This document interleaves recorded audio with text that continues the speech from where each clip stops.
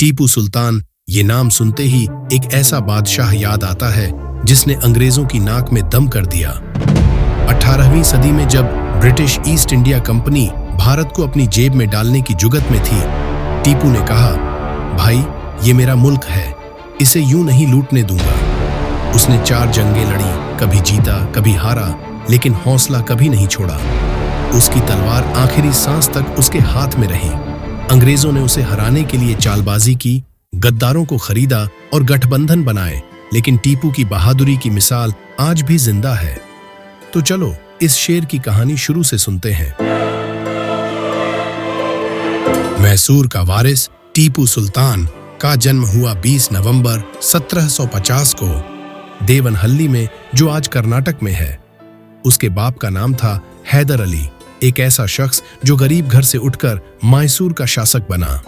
हैदर कोई पढ़ा लिखा नहीं था, लेकिन उसकी अक्ल और हिम्मत गजब की थी। उसने मैसूर को दक्षिण भारत की सबसे ताकतवर रियासत बनाया। उस जमाने में अंग्रेज भारत में अपना जाल बिछा रहे थे। 1757 में प्लासी की लड़ाई जीतकर वो बंगाल के मालिक बन चुके थे, मद्रास में पैर जमा चुके थे। अब उनकी नजर दक्षिण पर थी, लेकिन मैसूर उनके लिए एक मोटी दीवार था। हैदर अली ने अंग्रेजों को कई बार पटखनी दी। टीपू बचपन से अपने बाप के साथ जंग के मैदान में था। 15 साल की उम्र में वो घोड़े पर चढ़कर तलवार लिए दुश्मनों से भिड़ता था। उसे कुरान की तालीम मिली, फारसी, अरबी, उर्दू और कन्नड़ सीखी। हैदर ने उसे सिखाया कि अंग्रेजों से दोस्ती नहीं, दुश्मनी करनी है। टीपू का खून गर्म था, वो जंग के लिए पैदा हुआ था। 1767 से 69 की पहली अंग्रेज मैसूर जंग में वो अपने बाप के साथ था। उसने देखा कि हैदर ने अंग्रेजों को कैसे मद्रास तक भगाया और मद्रास की संधि करवाई। ये टीपू का ट्रेनिंग ग्राउंड था। उसे पता चल गया कि अंग्रेज सीधे नहीं लड़ते, वो साजिश करते हैं, गठबंधन बनाते हैं। लेकिन 1782 में हैदर की मौत हो गई। उस वक्त टीपू 32 साल का था। वो मैसूर की गद्दी पर बैठा। मैसूर उस वक्त ताकतवर था, उसके पास अच्छी सेना थी, खजाना भरा था और लोग अपने शासक के लिए जान देने को तैयार थे। लेकिन चारों तरफ दुश्मन थे।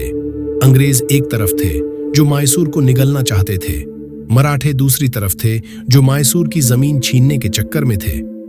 हैदराबाद का निजाम भी मौके की तलाश में था। टीपू ने सोचा, ये सब मेरे खिलाफ हैं, लेकिन मैं डरने वाला नहीं हूं। उसने अपने बाप की विरासत को संभाला और अंग्रेजों से भिड़ने की ठान ली। उसने सोचा, बाप ने जो शुरू किया उसे मैं पूरा करूंगा। 10 सितंबर 1780 को टीपू ने पोलिलुर में अंग्रेजों को ऐसा धोया कि उनकी सेना बिखर गई। ये जंग हैदर के वक्त शुरू हुई थी, लेकिन टीपू ने इसे अंजाम तक पहुंचाया। अंग्रेजों का कमांडर था कर्नल विलियम बैली। उसके पास 4000 सैनिक थे, तोपें थीं और उसे यकीन था कि वो जीतेगा। लेकिन टीपू ने अपनी घुड़सवार सेना को जंगल में छुपाया। उसने अपने मैसूर रॉकेट्स तैयार किए, लोहे के पाइप में बारूद भरे वो हथियार जो 2 किलोमीटर तक आग बरसाते थे। अंग्रेजों ने तोपें चलाईं, लेकिन टीपू के रॉकेट्स ने उनकी लाइनें तोड़ दी। घुड़सवार सेना ने चारों तरफ से घेर लिया। बैली की सेना घबरा गई। 3000 अंग्रेज सैनिक मारे गए या कैद हुए। बैली को भी पकड़ लिया गया। ये टीपू की सबसे बड़ी जीत थी। ब्रिटिश इतिहासकार इसे ईस्ट इंडिया कंपनी की सबसे शर्मनाक हार कहते हैं। टीपू का नाम चारों तरफ गूंजने लगा। अंग्रेजों को समझ आ गया कि ये नया शासक मजाक नहीं है। 1783 में टीपू ने मंगलोर के किले पर हमला बोला। अंग्रेजों ने वहां अपनी सेना जमा की थी। टीपू ने किले को घेर लिया। उसने सप्लाई लाइन काट दी, जिससे अंग्रेज भूखे रह गए। कई महीनों तक घेराबंदी चली। अंग्रेजों ने हार मान ली। 11 मार्च 1784 को मंगलोर की संधि हुई। अंग्रेजों को पीछे हटना पड़ा। इस जंग में टीपू ने दिखा दिया कि वो अंग्रेजों को हराने की ताकत रखता है। उसकी सेना में जोश था, उसके रॉकेट्स में दम था और उसकी रणनीति में दिमाग था। लेकिन वो जानता था कि अंग्रेज चुप नहीं बैठेंगे, वो बस मौके की तलाश में थे। टीपू ने जंग के बाद अपनी सेना को और मजबूत किया। उसने फ्रांस से दोस्ती की, क्योंकि फ्रांस और ब्रिटेन उस वक्त यूरोप में एक दूसरे के खिलाफ थे। उसने फ्रांसीसी अफसरों को बुलाया, अपनी सेना को ट्रेनिंग दी और नए हथियार मंगवाए। उसने सोचा, अंग्रेज फिर आएंगे और इस बार मैं तैयार रहूंगा। दूसरी जंग के बाद कुछ साल शांति रही, लेकिन अंग्रेजों की आंखें मैसूर पर थीं। उन्होंने सोचा, टीपू को अब कुचलना पड़ेगा, वरना ये हमें भारत से भगा देगा। उन्होंने अपनी चाल चली, मराठों और हैदराबाद के निजाम से गठबंधन बनाया। ये दोनों मैसूर के पुराने दुश्मन थे। मराठों को जमीन का लालच दिया, निजाम को पैसा।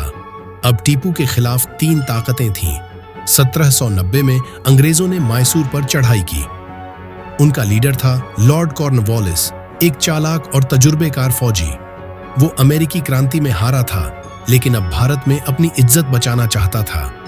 अंग्रेजों ने मैसूर के आसपास के इलाकों कोयम्बटूर, त्रावणकोर पर कब्जा शुरू किया। मराठों ने उत्तर से हमला बोला, निजाम ने पूर्व से। टीपू चारों तरफ से घिर गया। टीपू ने हार नहीं मानी। उसने जंगल में गुरिल्ला वॉर छेड़ा। उसकी घुड़सवार सेना अचानक हमला करती और भाग जाती। उसके रॉकेट्स ने अंग्रेजों को फिर परेशान किया। एक बार त्रिचनापल्ली के पास उसने अंग्रेजों की सप्लाई लाइन काट दी। अंग्रेज सैनिक भूखे रह गए, उनके घोड़े मरने लगे।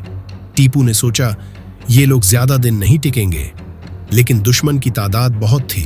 अंग्रेजों के पास 40,000 सैनिक थे, मराठों और निजाम की सेनाएं अलग। टीपू के पास सिर्फ 20,000 से 25,000 सैनिक थे। 1792 में कॉर्नवालिस श्रीरंगपट्टनम तक पहुंच गया। ये टीपू की राजधानी थी। उसने किले को मजबूत किया था। चारों तरफ ऊंची दीवारें, कावेरी नदी का कुदरती कवच। टीपू ने अपने सैनिकों को तैयार किया। उसने कहा, यह हमारा आखिरी किला है, इसे बचाना है। अंग्रेजों ने भारी तोपें लगाईं। मराठों और निजाम ने किले को घेर लिया। कई हफ्तों तक जंग चली। टीपू के रॉकेट्स ने अंग्रेजों को नुकसान पहुंचाया, लेकिन उनकी तोपों ने किले की दीवारें तोड़ दी। टीपू के पास अब कोई चारा नहीं था। 19 मार्च 1792 को श्रीरंगपट्टनम की संधि हुई। टीपू को अपनी आधी रियासत गंवानी पड़ी।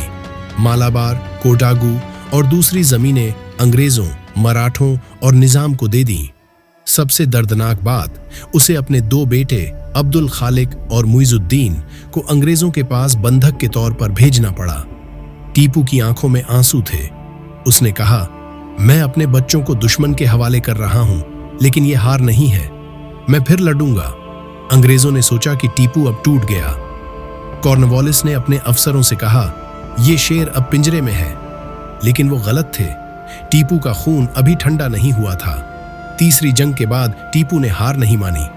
उसने अपनी सेना को फिर से खड़ा किया, किले की मरम्मत की, नए सैनिक भर्ती किए और अंग्रेजों के खिलाफ प्लान बनाना शुरू किया। उसने सोचा, मुझे अकेले लड़ना मुश्किल है, कोई दोस्त चाहिए। उसने फ्रांस की तरफ हाथ बढ़ाया। 1798 में टीपू ने नेपोलियन बोनापार्ट को खत लिखा। उसने कहा, हम साथ मिलकर अंग्रेजों को भारत से भगाएं। नेपोलियन उस वक्त फ्रांस का बड़ा हीरो था। उसने जवाब दिया, मैं मदद भेजूंगा।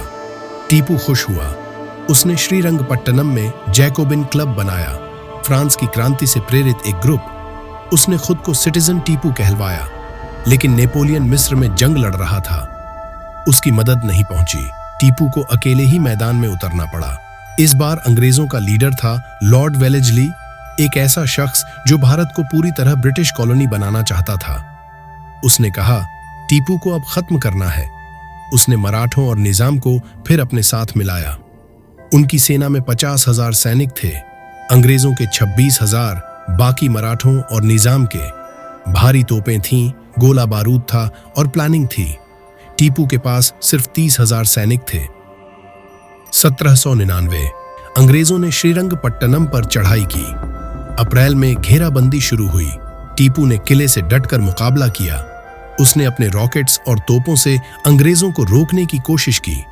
उसकी सेना में जोश था। वो अपने सैनिकों को चिल्लाकर कहता था, हमारा मुल्क दांव पर है, पीछे मत हटना। अंग्रेजों ने कावेरी नदी पार की। उनकी तोपों ने किले की दीवारें तोड़ दी। टीपू ने अपने घुड़सवारों को भेजा, लेकिन अंग्रेजों की तादाद बहुत थी। 4 मई 1799 को सब कुछ बदल गया। टीपू का एक वफादार मीर सादिक अंग्रेजों से मिल गया। उसने किले का दरवाजा खोल दिया। अंग्रेज अंदर घुस आए। टीपू अपने सैनिकों के साथ आखिरी सांस तक लड़ा। उसने कहा, एक दिन की शेर की जिंदगी 100 साल की भेड़ की जिंदगी से बेहतर है। वो किले के दरवाजे पर खड़ा था, तलवार लिए। एक गोली उसके सीने में लगी, वो जमीन पर गिरा। उसकी लाश मिली, तलवार उसके हाथ में थी।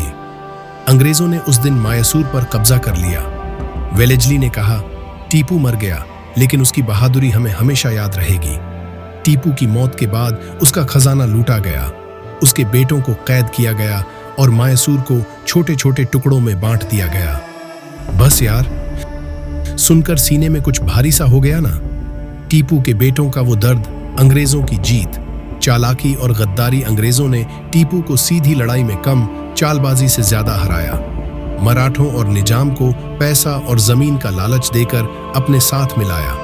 आज भारत में प्रोपेगेंडा फैलाया जा रहा है। कुछ मीडिया चैनलों और अंधभक्त के द्वारा ने टीपू को कट्टर मुस्लिम का टैग देकर हिंदुओं और मुसलमानों में डर फैलाया। कुछ लोग उसे विवादों में घसीटते हैं, कहते हैं कि वो हिंदू विरोधी था, लेकिन सच ये है कि उसकी जंग अंग्रेजों से थी, किसी मजहब से नहीं। कहानी खत्म हुई, पर एहसास बाकी है। अपनी फीलिंग्स कमेंट में डालो और ये वीडियो में आपको क्या खास लगा। सब्सक्राइब करो अतीत अनलॉक्ड को, लाइक ठोको ताकि ऐसे इतिहास तुम तक पहुंचते रहे। मिलते हैं जल्दी।